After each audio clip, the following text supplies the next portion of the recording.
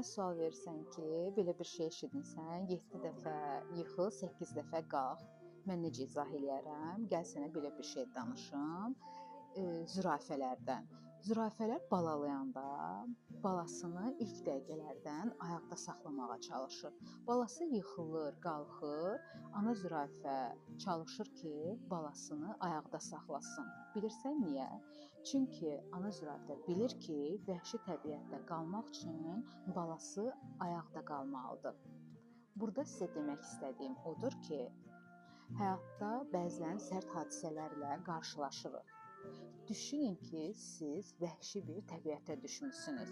Bu sərt hadisələri yıxılmaq kimi deyil, ayaqda qalmağı öyrənmək üçündür.